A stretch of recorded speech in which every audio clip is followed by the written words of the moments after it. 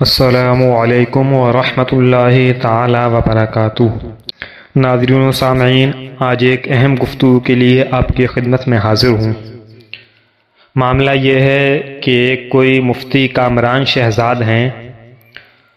ان کی ایک ویڈیو میرے ایک بھائی نے مجھے واٹس ایپ کی، جس میں انہوں نے فتاوی رضویہ کے ایک حوالے پر گفتگو کرتے ہوئے اعلیٰ حضرت فاضل بریلوی علیہ الرحمہ پر خیانت کا الزام لگایا ہے۔ تعجب ہوتا ہے ایسے لوگوں پر جو خود جھوٹ بول کر دوسرے پر خیانت کا جھوٹا الزام لگاتے ہیں۔ اعلیٰ حضرت فاضل بریلوی علیہ الرحمہ کی ذات محتاج تعارف نہیں، اور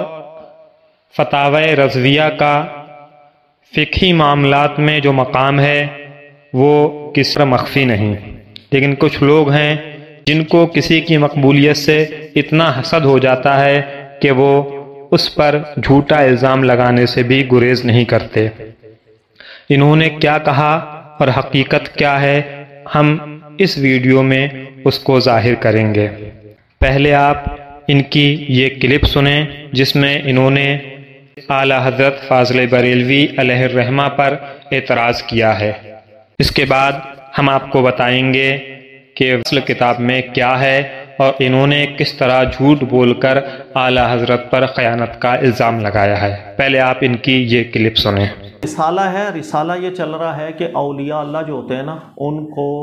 لوگوں کے دلوں میں تصرف کی اللہ نے طاقت دی ہوتی ہے، وہ لوگوں کا دل کہیں پر بھی پھیر دیں، ٹھیک ہے۔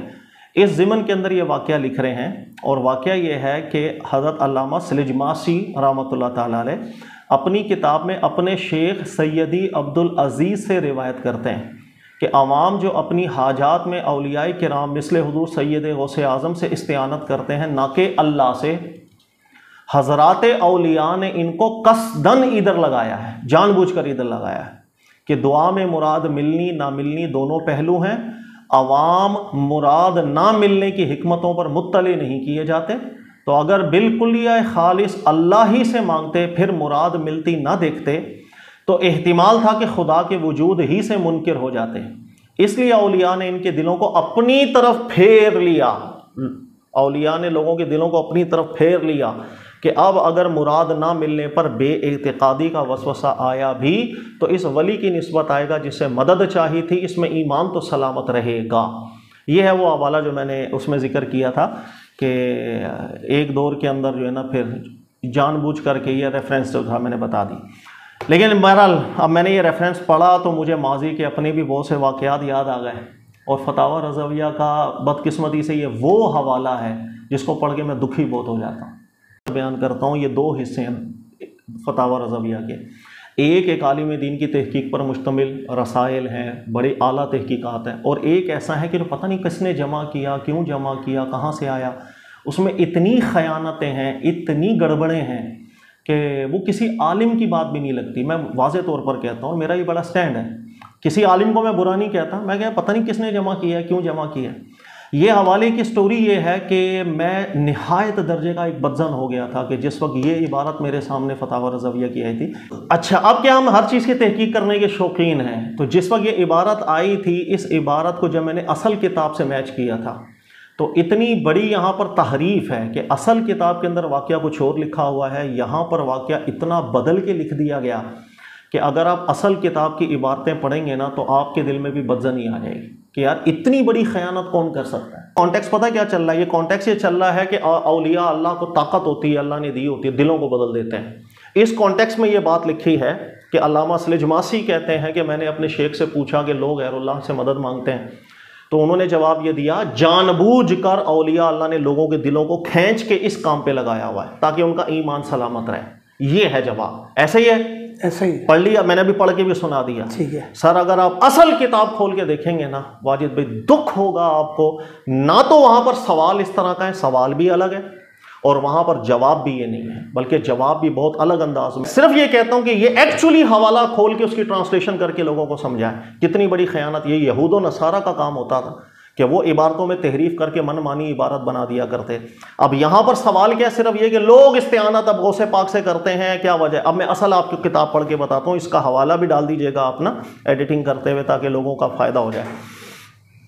سوال یہ ہے کہ لما کان الناس یستغیثون بذکر صالحین دون اللہ، کہہ رہے ہیں کہ لوگ اب، یعنی سوال کر رہے ہیں وہ اپنے استاد سے، عبدالعزیز صاحب سے، کیا بات ہے کہ لوگ اب اولیاء اللہ سے مانگنا شروع ہو گئے ہیں اللہ کو چھوڑ کر؟ ایک کو دیکھو تو وہ جو ہے نا سیدھی جانب منہ کرتا ہے اور ندائیں کرتا ہے کہ یا سیدی میری مدد کرو، غوث اعظم میری مدد کرو، کیا وجہ ہے؟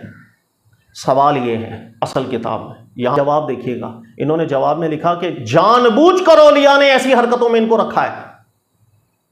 بظاہر لگ رہا ہے کہ کیا عجیب و غریب بات ہے، آگے کہہ رہے ہیں اولیاء اللہ یحبون الذین یذکرون سیدہ و خالقہ، اولیاء اللہ اس سے محبت کریں گے جس کے دل میں اللہ کی محبت ہوتی ہے، اللہ کی توحید ان کے دلوں میں ہوتی ہے۔ ان تکون ذات طاہرہ، جن کی ذاتیں پاک ہوتی ہیں، یہ جواب دے رہے ہیں۔ آپ نے ان کی یہ کلپ سنی، جناب کتنے میٹھے انداز میں عوام کو گمراہ کرتے ہوئے اعلی حضرت فاضل بریلوی علیہ الرحمہ پر خیانت کا الزام لگا رہے ہیں۔ آئیے اب دیکھتے ہیں کہ اصل کتاب میں یہ واقعہ ہے کہ نہیں۔ انہوں نے جس طرح سے اعلی حضرت فاضل بریلوی علیہ الرحمہ پر یہ جھوٹا خیانت کا الزام لگایا ہے، اس کی تحقیق کرتے ہوئے ہم نے اصل کتاب دیکھی۔ اصل کتاب الابریز میں یہی واقعہ منقول ہے،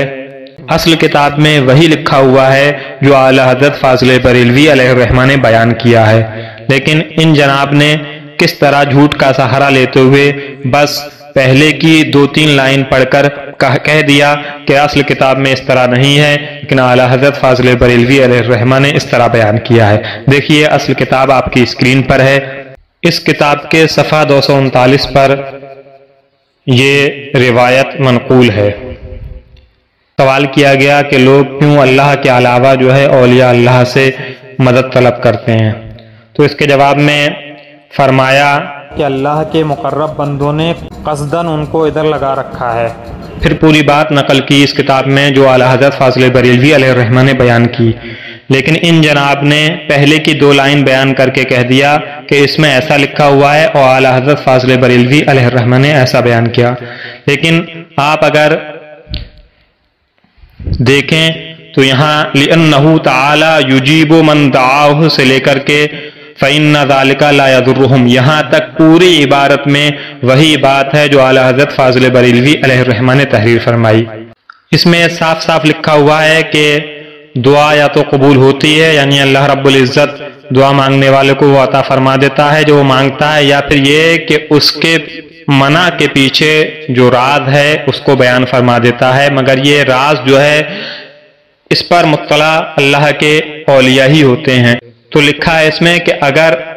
وہ کوئی سوال کرے، مانگے اللہ رب العزت سے اور وہ اس کو نہ عطا ہو اور وہ اس نہ ملنے کی حکمت پر مطلع نہ ہو، تو اس کے دل میں اللہ رب العزت کی ذات کے وجود کے تعلق سے وسوسے پیدا ہوں گے،